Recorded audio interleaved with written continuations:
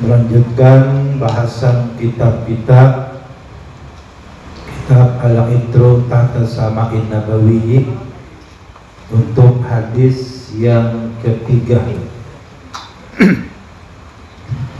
Untuk hadis yang ketiga mengenai keindahan bangunan surga. Ini merupakan hadis yang ketiga di dalam kitab Al-Itru Tahta Sama'in Nabawi dari sahabat Nabi yang mulia Abu Hurairah radhiyallahu an. Diambil takhrij hadisnya dari kitab Al-Musnad karya Imam Ahmad bin Hanbal.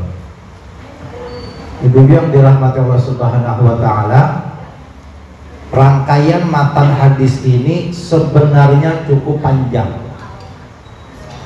tapi saya ambil matan yang bagian ini yang saya masukkan ke dalam kitab Al-Itru ini. Pada suatu ketika baginda Rasulullah SAW sedang berkumpul bersama para sahabat. Jadi Rasulullah sedang kumpul bersama para sahabat dengan jumlah yang cukup banyak. Lalu baginda Rasulullah menyampaikan hadis-hadis tentang surga. Hadisnya panjang, nanti di surga bangunannya begini, nanti di surga pakaiannya begini, nanti di surga makanannya begini, nanti di surga sifat-sifat penghuninya, usianya seperti ini. Jadi Nabi sedang menyampaikan hadis yang banyak mengenai kenikmatan surga. Begini dengan hadis yang cukup panjang. Hadisnya bersambung-sambung. Ketika baginda Rasulullah SAW menyampaikan hadis-hadis mengenai surga yang kenikmatannya luar biasa, tentu para sahabat termotivasi.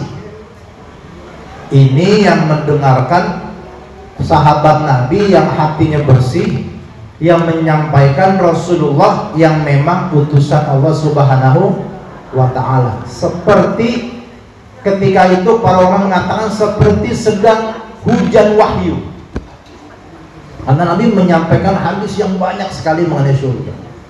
Tentu para sahabat termotivasi dengan hadis-hadis yang baginda Rasulullah SAW sampaikan. Nah, di ujung Nabi menyampaikan hadis yang cukup banyak ini, lalu baginda Nabi menutup rangkaian hadis yang panjang ini dengan mengatakan a'dadtu liyang ibadiyas sholihin, bahwa yang tadi aku sampaikan, kata Rasulullah itu a'dadtu liyang ibadiyas sholihin, itu semua Allah siapkan untuk hamba-hambanya yang soleh. Jadi memang surga khusus tempat orang-orang beriman yang soleh. Mohon maaf kalau ditanya bagaimana Pak Ustadz nasib non muslim, ya mohon maaf, memang tempatnya bukan di situ. Ini disiapkan oleh Allah hanya untuk orang-orang beriman yang soleh. Mudah-mudahan kita semua termasuk di situ. Bagaimana sifat surga yang tadi Nabi jelaskan panjang lebar itu, Nabi tutup dengan hadis ini, mala ainun ra'at, yang keindahan surga itu belum pernah disaksikan oleh mata kita di dunia. Jadi kalau kita pergi ke sebuah tempat, kita lihat pegunungan, air terjun, pepohonan, burung-burung yang berterbangan, indah bukan main, lalu kita mengatakan jangan-jangan surga seperti ini, maka kita tolak dalam hati kita, surga bukan seperti ini. Surga jauh lebih indah dari yang kita saksikan pada hari ini. Mala ainun ra'at, keindahan surga belum pernah kita saksikan dengan mata kita di dunia. Kalau nanti ada anggur di dunia, ada anggur di surga, jangan bayangkan anggur di surga sama dengan anggur di dunia. Kalau nanti ada buah kurma di dunia yang kita lihat, jangan bayangkan kurma di surga seperti kurma di dunia. Kalau nanti ada buah tin, buah zaitun, ada nih buah ini. Karena Allah berfirman dengan dua buah ini, wattini wa zaitun. Berarti ada kehebatan dalam dua buah ini. Buah tin dan buah zaitun di dunia jangan dibayangkan itu seperti buah di surga. Kata Ibnu Abbas, seluruh benda-benda yang ada di dunia cuma sama namanya saja dengan benda yang ada di surga. Anggur cuma sama namanya, sungai, air terjun cuma sama namanya. Bidadari, wildanum mukhalladun, nanti ada burung, nanti ada makanan, nanti ada madu, nanti ada susu. Itu kata Ibnu Abbas yang sama cuma namanya saja. Seperti apa nanti di surga, wallahu a'lam. Kebetulan saya belum pernah studi banding ke sana. Jadi saya cuma sampai situ aja ngejelasinnya, bahwa tidak sama antara benda-benda di dunia dengan benda-benda di surga. Kalaulah anggur seperti itu adanya, maka pasti di surga bukan seperti itu. Kenapa? Mala ainun ra'at. Karena yang kita lihat di surga belum pernah kita lihat di dunia. Para sahabat mendengar hadis bagian ini langsung makin penasaran, kira-kira kayak apa surga. Wala udhunun sami'at, suara-suara keindahan di surga belum pernah kita dengar di dunia, kata baginda Nabi. Jadi kalau kita pergi ke sebuah tempat, ada suara gemericik air, ada suara angin berhembus mendorong dedaunan, gemerisik-gemerisik, ada suara burung-burung, langit yang cerah kebiru-biruan. Kalau kita mengatakan jangan-jangan suara di surga seindah ini, maka kita katakan tidak. Suara di surga jauh lebih indah dari yang kita saksikan, jauh lebih indah dari keindahan suara-suara di dunia. Cuma memang saya belum bisa jelasin lebih panjang lagi, karena memang belum sempat studi banding. Secara teori dulu. Ini penjelasan para ulama mengenai surga, sampai para ulama menjelaskan bahwa wala khatara ala qalbi bashar. Kata begini Nabi menutup hadis ini, mala ainun ra'at wala udhun sami'at wala khatara ala qalbi bashar. Keindahan surga belum pernah kita lihat pakai mata, belum pernah terdengar di telinga, wala khatara ala qalbi bashar, bahkan belum pernah terbersit terbayang dalam hati kita. Kata para ulama, kalau ada seseorang yang mencoba menjelaskan keindahan surga, maka kalimatnya tidak akan cukup menjelaskan surga, karena surga sangat sempurna. Saking sempurnanya, kalimat-kalimat kita tidak bisa menjelaskan detil-detil mengenai surga. Maka alhamdulillah wa syukuri ala nikmatillah, mudah-mudahan kita semua diberikan istiqomah oleh Allah Subhanahu wa taala, mati dalam keadaan husnul khatimah. Amin ya rabbal alamin. Muncul pertanyaan, Pak Ustadz, bisa nggak kita beramal yang amal itu menyebabkan Allah Subhanahu wa taala membangunkan kita istana di surga? Kira-kira Pak Ustadz, ada nggak amal ibadah yang kalau kita amalkan amal ibadah ini menyebabkan kita dapat ganjaran, Allah bangunkan istana di surga? Bisa. Hadisnya hadis sahih, man bana lillahi masjidan. Siapa orang yang lillahi ta'ala membangun masjid, baitullah, rumah Allah, banallahu lahu mithlahu baitan fil jannah. Allah akan bangunkan baitan di situ, jangan rumah diartiin Bu. Kalau dalam hadis yang merujuk surga, kata baitan, kata para ulama diartikan istana.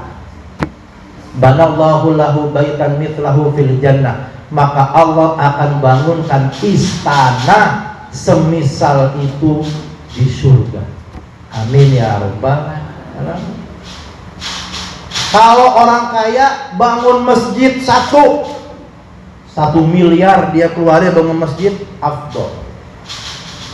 Tapi kan kita bukan orang kaya yang punya 1 miliar nganggur.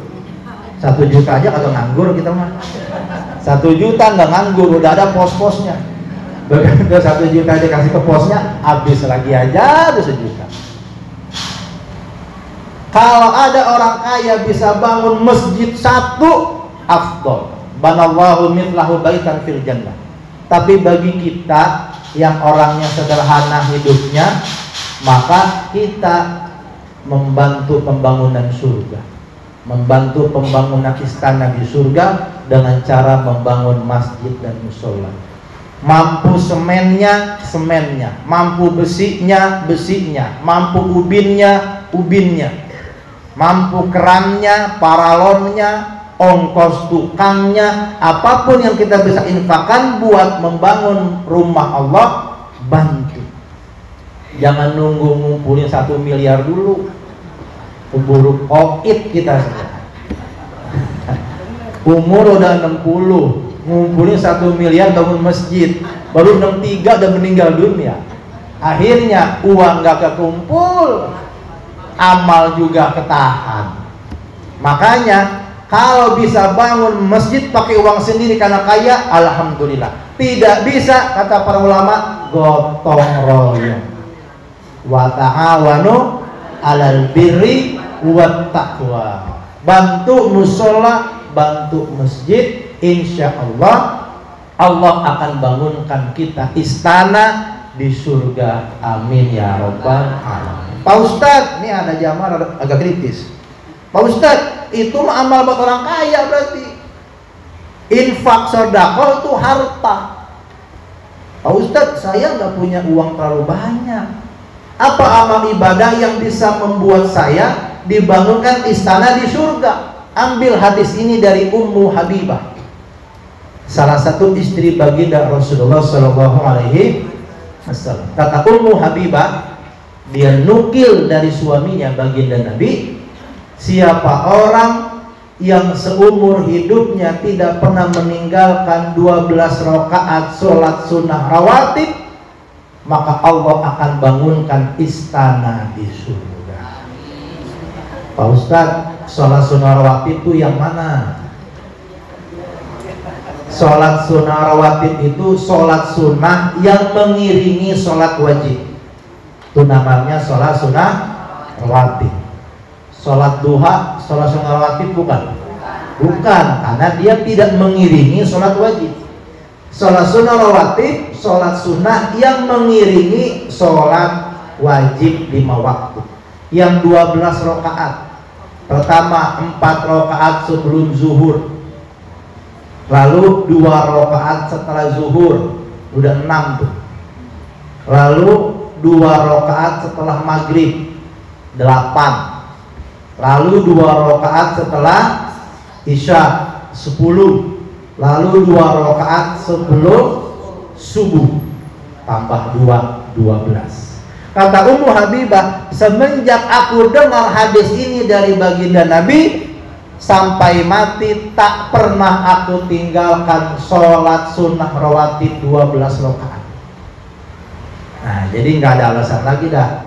Orang yang punya duit bisa bangun istana di surga, orang yang sederhana juga bisa bangun istana di surga. Tinggal kitanya mau nggak beramal. Insya Allah kita semua selalu beramal ibadah kepada Allah Subhanahu wa Ta'ala.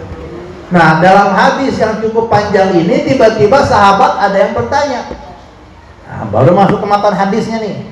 Baru masuk ke matan hadisnya. Yang saya jelasin tadi itu namanya asbabul wurud. Sebab turunnya hadis. Kadang-kadang ada hadis yang ada asbabul wurudnya, ada yang enggak. Tiba-tiba Nabi ngomong, ada. Termasuk Al-Quran. Al-Quran juga ada yang ada asbabul nuzulnya, ada yang juga tidak ada. Tahu-tahu turun firman, Nabi sampaikan. Ada yang ada asbabul nuzulnya, ada yang tidak. Begitupun hadis. Sahabat bertanya, Qulnal jannatu ma bina'uha. Ya Rasulullah, surga itu dibangun dari apa bangunannya?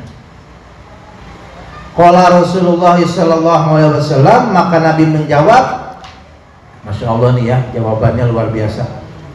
Labinatu zahabin, batu batanya terbuat dari emas.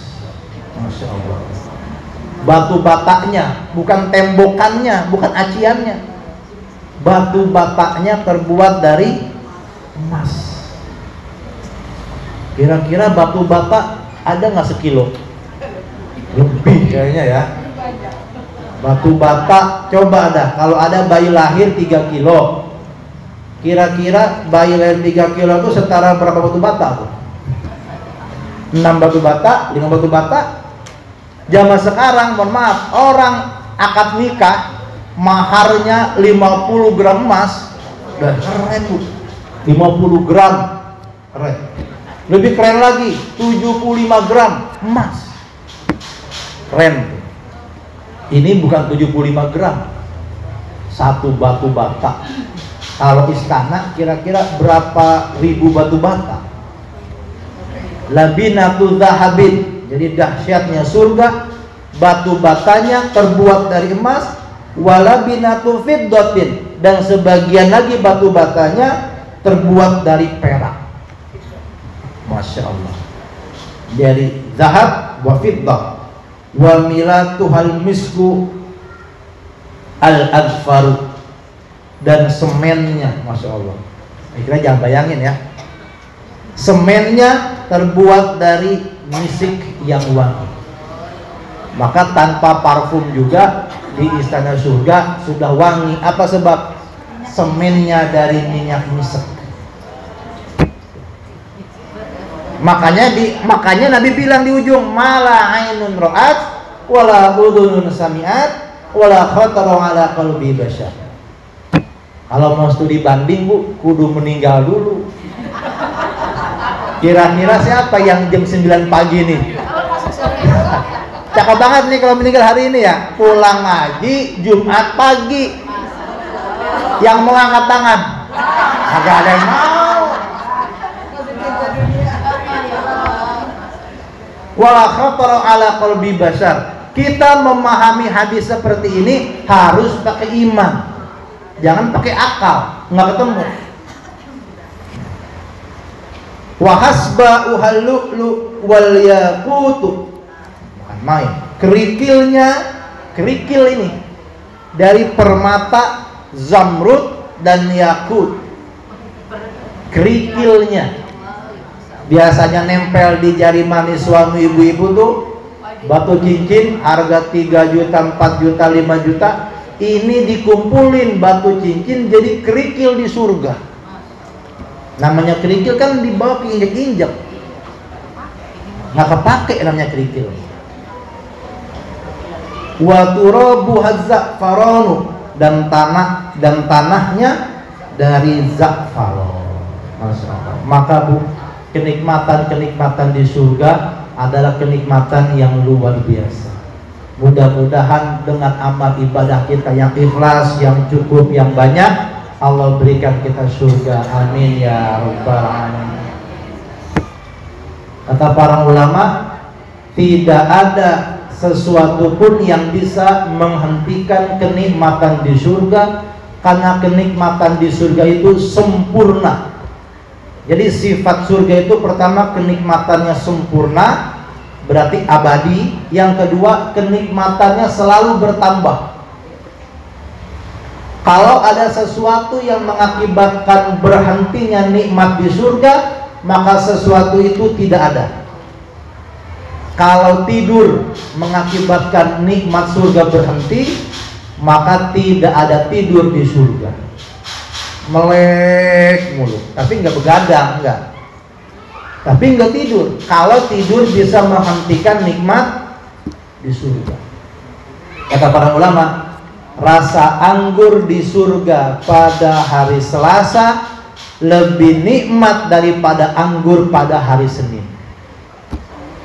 Coba, anggurnya sama. Ini kalau kita di surga, rasa anggur hari ini lebih nikmat daripada anggur kemarin. Rasa anggur besok lebih nikmat daripada anggur hari ini.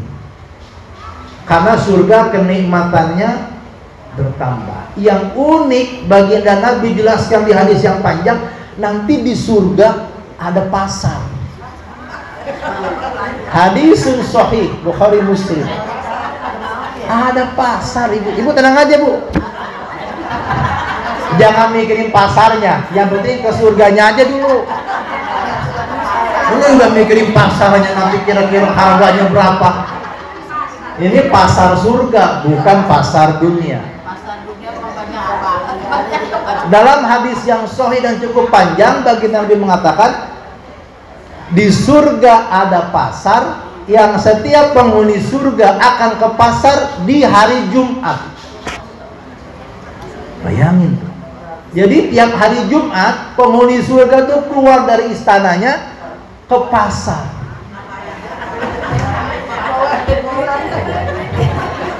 Ibu jangan bayangin kayak pasar di dunia, nanti parkir mobil, bayar parkir 1 jam 3.000, parkirnya susah, muter-muter, parkir paralel. Jangan.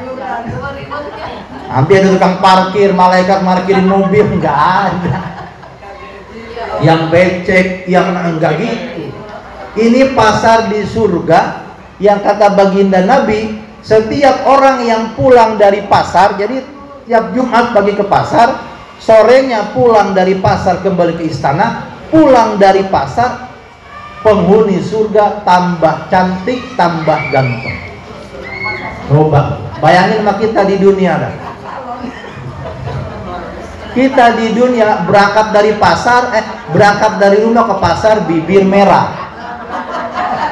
Berangkat jam 8:30 pagi, sampai rumah 4:30. Udah nih, udah hilang dah. Udah ngomelin tukang parkir, ngomelin tukang panggul, nawar kagak dapet. Bedak, luntur, gerah, keringetan. Jam 4:30 pulang naik bajai. Belakang udah ini kerudung apa, seragam, memang mau maulid jamaahnya, beli seragam ribet. Ini pasarnya pasar di surga. Tiap pulang dari pasar tambah ganteng, tambah cantik. Kalau yang ke pasar suaminya balik ke istana, kata istrinya, duhai suamiku, engkau pulang dari pasar saya lihat tambah awet muda, tambah ganteng. Kalau yang ke pasar istrinya, pulang dia sampai rumah ketemu suaminya, kata suaminya, duhai mama, tambah muda, tambah cantik. Alhamdulillah. Nanti di pasar ngapain Pak Ustadz? Kata hadis baginda Nabi, di pasar nanti penghuni surga semuanya berkumpul silaturahim. Karena kan di surga ini umat dari Adam sampai Rasulullah. Ini kita ketemu dengan umatnya Nabi Musa, umatnya Nabi Nuh, umatnya Nabi Ibrahim, ketemu semua di situ. Kenalan, Bu. Orang mana, Bu Haji? Kampung Baru, kebun nanas. Orang mana? Kebun jeruk. Orang mana? Kelapa Dua. Orang mana? Pos Bungumben. Itu dia. Nanti mereka semua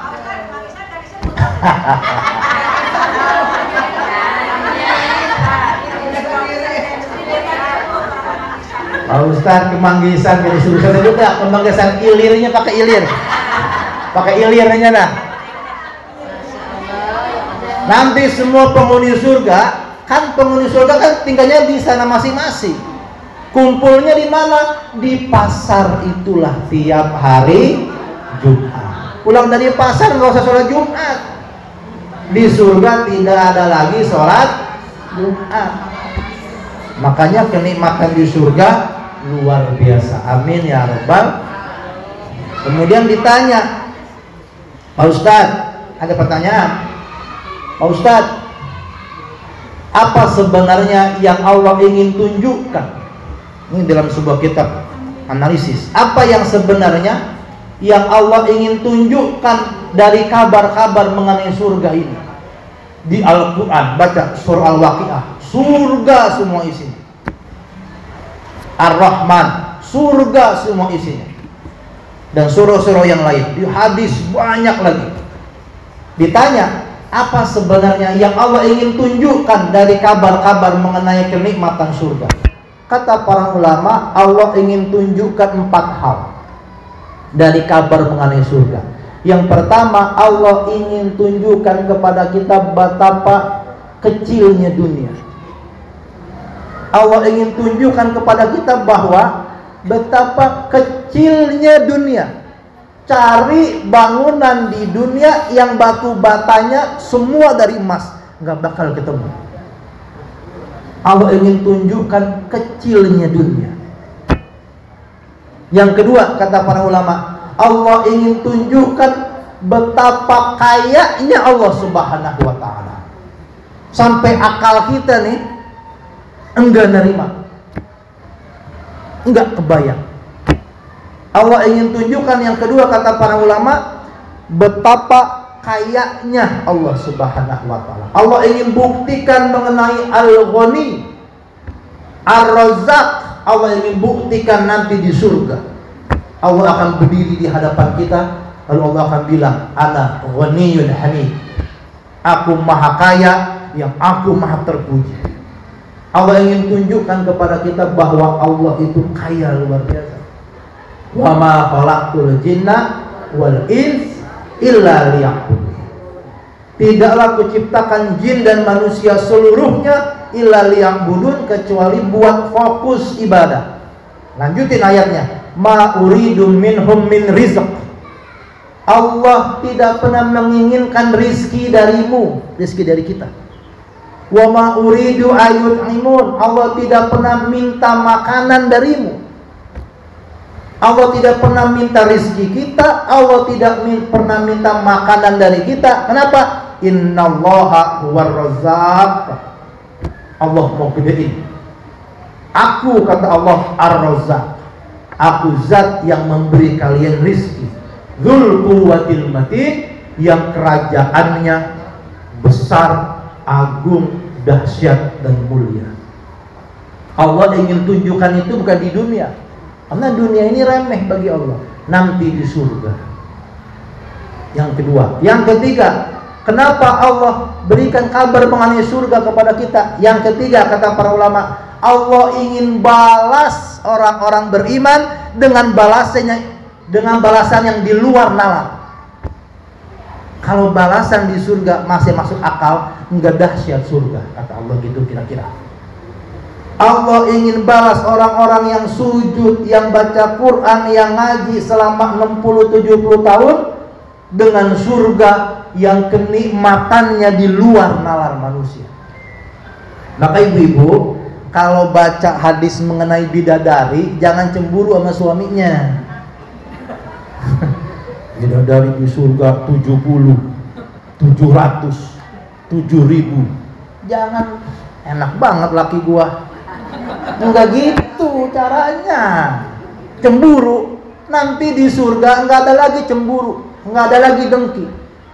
Kata para ulama, jangan yang dikedepankan tuh poligaminya, enggak. Semua penghuni surga yang laki-laki semuanya poligami. Nanti bidadarinya 70 paling sedikit, 700, 7 juta, 7.000, 7 miliar, tergantung amal ibadahnya. Pendekatannya bukan pada poligaminya. Apa pendekatannya? Pendekatannya adalah kalau Allah sayang sama seorang hamba, balasannya di luar akal sehat. Itu. Cari di dunia raja yang selirnya sampai 7.000. Dalam sejarah tidak ada. Cari raja yang punya istri 700 saja. Enggak ada. 7.000, enggak ada. 7 juta, enggak ada. Jadi bukan pada poligaminya. Allah ingin sampaikan bahwa, kalau bahasa Betawi gini bu, lu lihat tuh, kalau gua sayang sama lu, balasan dari gua, lu nggak bakal kebayang. Gitu kira-kira. Itu sebenarnya pendekatannya. Jangan asal dibawakan hadis mengenai bidadari, ibu-ibu merengut tuh. Lu enak ya. Jangan. Yang ketiga itu dia, Allah ingin berikan kabar kepada kita bahwa Allah ingin balas amal ibadah kita dengan pahala, dengan ganjaran di luar akal sehat. Yang keempat, yang terakhir kata para ulama, kenapa Allah kabarkan keadaan surga bagi kita? Biar orang-orang yang kurang beruntung di dunia tidak bersedih. Nggak apa-apa kita orang biasa di dunia, nggak apa-apa sederhana di dunia. Mungkin kita ada sakit di dunia, kita bukan pejabat, kita bukan milioner. Yang kita mau nggak semua bisa kita beli. Nggak apa-apa, kata Allah gitu. Tapi nanti di surga yang kalian inginkan tersedia buat kalian. Allah ingin berikan yang keempat ini kabar bahwa hai orang beriman, jangan bersedih. Nanti di surga kalian dapat apa yang kalian inginkan. Alhamdulillah. Makanya para sahabat begitu mendengar mengenai hadis-hadis surga, mereka termotivasi. Kenapa? Karena mereka tuh di dunia bukan orang kaya, sebagiannya budak, hamba sahaya, orang-orang lemah, orang-orang fakir.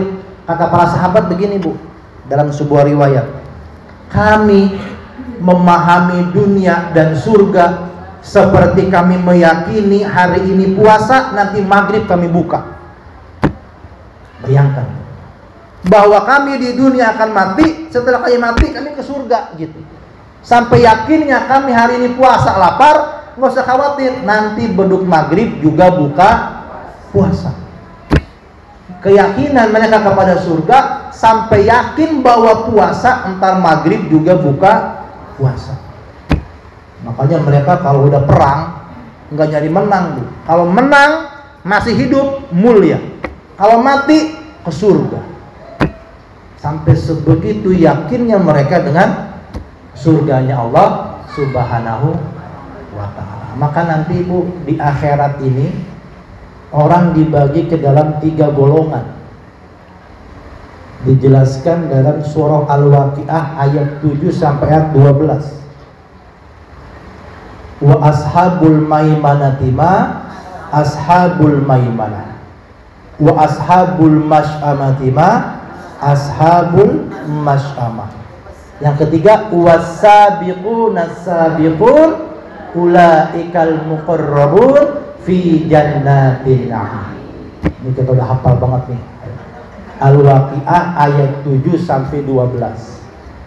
Nanti kita kira-kira golongan yang mana? Kita harus lihat. Sekarang ikhtiarnya. Wa ashabul maimanati ma ashabul maimanah. Beruntunglah golongan kanan. Nanti di akhirat ada golongan kanan, dan beruntunglah golongan-golongan kanan. Kata para ulama, golongan kanan ini adalah golongan yang akan menerima kitab catatan amal dari tangan kanan. Mudah-mudahan nih kita semua, pasangan kita, anak kita, cucu kita masuk ke dalam golongan sebelah kanan. Siapa itu golongan sebelah kanan? Minal anbiya'i wal mursalin wasiddiqin wasyuhada'i wassalihin. Minal anbiya'i wal mursalin. Dah, kita nggak mungkin ini dua ya. Kita bukan nabi, kita bukan rasul. Minal anbiya'i wal mursalin wasiddiqin. Orang yang nggak pernah bohong. Ibu-ibu bohong kapan terakhir? Bohongin suami kapan terakhir? Udah nggak masuk nanti kita wasiddiqin. Wa syuhada, orang yang jihad fisabilillah, mati syahid. Nah, kita masih hidup, kita bukan dalam keadaan perang berat. Wassalihin, nih kita yang kelima nih. Nih kita masuk orang-orang soleh. Makanya kalau punya cucu namain langsung aja. Ya, terserah namanya siapa aja, nggak mesti soleh. Kalau laki-laki soleh, kalau perempuan soleha. Nanti soleha punya suami Nur Hasan. Kalau soleh punya istri Nur Hasanah. Nah, ada pasangannya tuh, soleha dan Nur Hasanah. Wa ashabul maimanati ma ashabul maimanah. Wa ashabul masy'amati ma Golongan yang kedua, ashabul masy'amah. Golongan yang kedua, golongan kiri. Dan celakalah golongan kiri. Kata para ulama, kelompok ini adalah kelompok yang akan menerima buku amal ibadahnya dari tangan kiri atau dari belakang. Nah, itu golongan yang kedua. Golongan yang ketiga, wasabiqunas sabiqun. Yang disebut dengan as-sabiqunal awwalun. Sahabat-sahabat yang awal berislam. Wasabiqunas sabiqun, dan kelompok para sahabat yang awal masuk Islam, ulaikal muqarrabun. Mereka didekatkan dengan Tuhannya fi jannatin na'im. Mereka masuk surga yang penuh dengan kenikmatan. Amin ya rabbal alamin. Mudah-mudahan kita semua diberikan kesehatan, istiqomahan, mati husnul khotimah, masuk surga. Amin ya rabbal alamin. Lanjutin hadisnya. Man yadkhuluha yan'amu wala yab'asu. Barang siapa yang masuk ke surga, ma yadkhuluha, haknya itu balik ke jannah, maka dia akan mendapat yan'amu, kenikmatan, wala yab'asu, dan tidak pernah ada masalah. Dibilang dirahmati Allah. Dalam satu hadis, baginda Rasulullah menjelaskan bahwa pintu surga itu ada 8 pintu. Al-jannatu thamaniyatu abwab. Surga itu ada 8 pintu. Walaupun nanti kalau hadisnya dikumpulkan bisa jadi sampai 12 pintu, karena hadisnya terpecah-pecah. Tapi dalam satu hadis Nabi sebutkan ada 4 pintu surga. Ibu-ibu kira-kira nanti masuk dari mana nih? Faman kana min ashabis shalah du'iya min babis shalah. Siapa orang yang demen sholat, enggak pernah tinggal-tinggal sholat, sholat wajibnya, sholat sunnah rawatibnya, sholat sunnah duhanya, sholat sunnah tahajudnya, sholat sunnah witirnya, sholat sunnah tarawihnya. Kalau Ramadan, faman kana min ashabis sholat du'iya min babis sholat.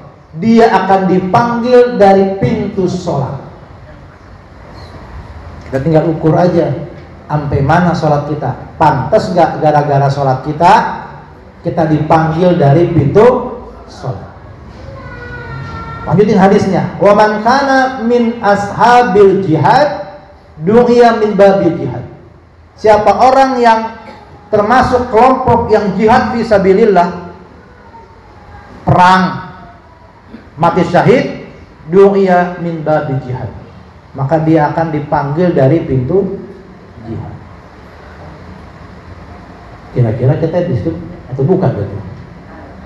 Kalau kita masih hidup begini. Wa man kana min ahli siyam du'iya min babi rayyan. Siapa orang yang demen puasa Ramadan, Senin Kamis, Ayamul Bid. Kalau 1 bulan kita Senin Kamis, sebulan sudah 8, Ayamul Bid 3, 9, 10, 11. Siapa orang, ini minimal sebulan puasa 11 hari, Senin Kamis tambah Ayamul Bid, puasa Ramadan, puasa Tasu'a, puasa Asyura, puasa Tarwiyah, puasa Arafah, du'iya min babi royan. Dia akan dipanggil dari pintu royan. Yang keempat, wa man kana min ahli shadaqah du'iya min babi shadaqah. Siapa orang yang gemar bersedekah, sedekah, infak, maka dia akan dipanggil dari pintu sedekah. Dalam hadis ini langsung disebutkan 4 pintu surga.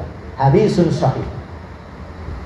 Di hadis yang lain ada namanya babul zikir, babul hajj, babul al-kadhimin al-ghaiza wal 'afina 'anil nas. Tapi ada satu pintu, Bu, yang mungkin kita bisa masuk dari pintu ini. Kalau kita merasa amal ibadah kita nggak cukup oke gitu, kata para ulama, cobalah masuk dari pintu ini. Namanya Babur Robin. Pintu bagi orang-orang yang ridho dan ikhlas nerima dengan ketetapan Allah Subhanahu wa Ta'ala.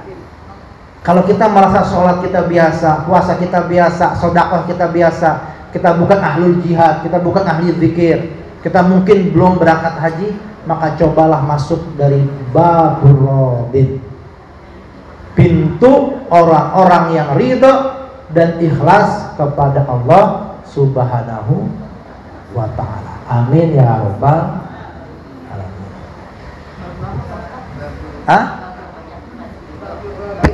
Babur Robin, bab ridho, pintu ridho maksudnya. Man yadkhuluha yan'amu wa la yab'asu. Barang siapa yang masuk ke surga dari pintu-pintu tadi, maka dia akan mendapatkan kenikmatan dan tidak pernah ada masalah di dalamnya. Wa yakhludu, kekal. Wa la yamutu, tidak pernah mati. Memang masalah di dunia kan kematian. Ini sekarang Bu ada masalah di Jakarta yang paling besar apa? Yang agak rumit apa? Tempat pengkuburan, pemakaman. Ini rumit nih.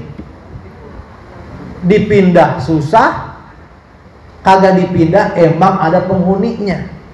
Dipindah sembarangan, ahli warisnya marah.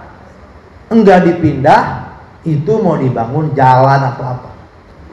Itu di dunia masalah kematian luar biasa. Nanti di surga wala yamutu, tidak ada yang mati, nggak ada kuburan. Jadi kita nggak ada ziarah kubur, nggak ada ziarah kubur.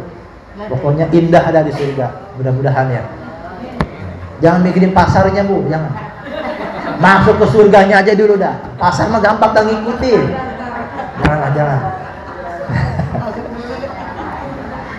Wa yakhludu wa la yamutu, tidak pernah mati dan kekal. La tabla thiyabuhu, pakaiannya tidak pernah rusak. Wa la yafna syababuhu, dan selalu dalam usia muda.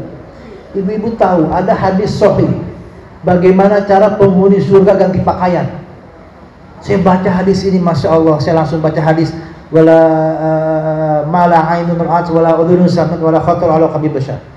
Karena begitu baca hadis ini, saya nggak bisa nolak karena ini hadisnya sahih. Penghuni surga ganti pakaian. Pakaian tergantung di pohon. Kalau dia mau pakai pakaian itu pohonnya datang. Pohon itu nyelimutin dia, terbuka pohonnya, daunnya, langsung ganti baju. Wala khatara ala qalbi bashar.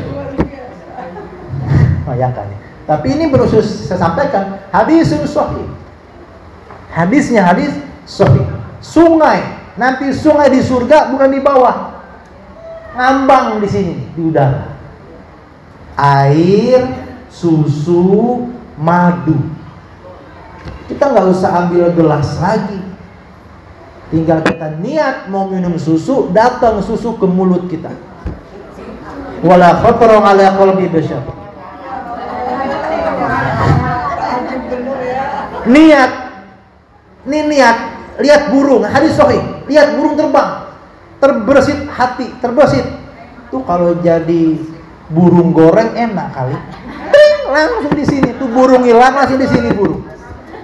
Lengkap sama nasi kebulinya. Makanya kalau ngomongin surga, wala khatara ala qalbi bashar.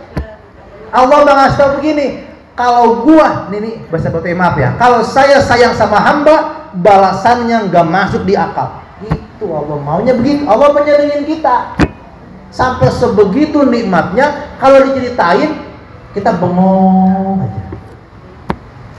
Ada kitab kumpulan hadis sahih mengenai surga. Masya Allah, kalau saya jelasin nih sampai asar belum beres nih. Begini luar biasa. Ya.